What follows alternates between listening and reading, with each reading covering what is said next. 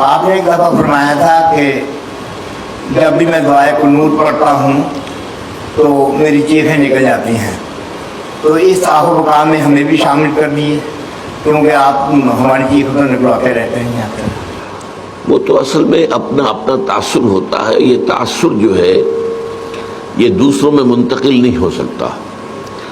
یہ تو یہ ہے کہ دعائے قنوت میں جو کہ ہم پڑھتے ہیں عام طور پر، ایک دعائے قنوت وہ ہے جو اہل حدیث حضرات پڑھتے ہیں، وہ تو حقیقی معنی میں دعا ہے، اس میں اپنا کوئی اقرار، اپنا کوئی دعویٰ نہیں ہے۔ اللہم اہدنا فیمن ہدیت وعافنا فیمن عافیت وتولنا فیمن تولیت وبارک لنا فیما اعطیت وقنا شر ما قضیت فانک تقضی ولا یقضی علیک انہ لا یضل من والیت ولا یعز من عادیت تبارک ربنا وتعالیت نستغفرک ونتوب الیک وصلی اللہ علی النبی۔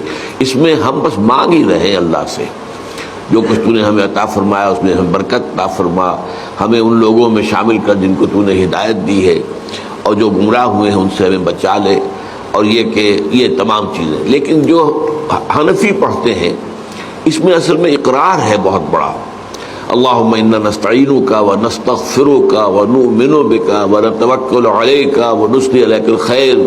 اب یہ جو ہے ان میں سے ایک ایک لفظ کافی بڑا دعویٰ بن جاتا ہے، اے اللہ ہم صرف تجھی سے مدد چاہتے ہیں۔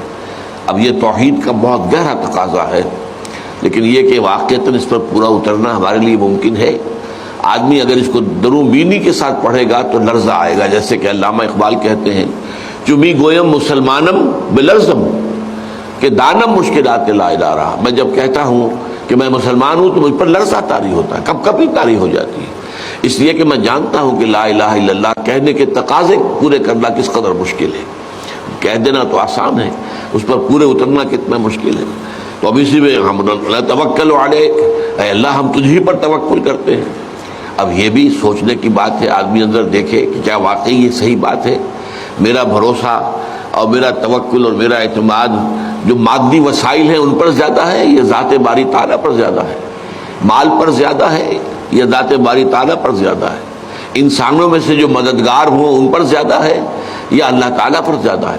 تو یہ چیزیں ہیں کہ اگر آدمی اس دعا کو پڑھے سمجھ کر تو پھر یقیناً لرزہ طاری ہوتا ہے۔ تو اس لیے میں نے اپنا تاثر بیان کیا تھا، اور اس تاثر کا گویا کہ میں نے آپ کو ایک مثال دے دی علامہ اقبال سے، چمی گویم مسلمانم بلرزم۔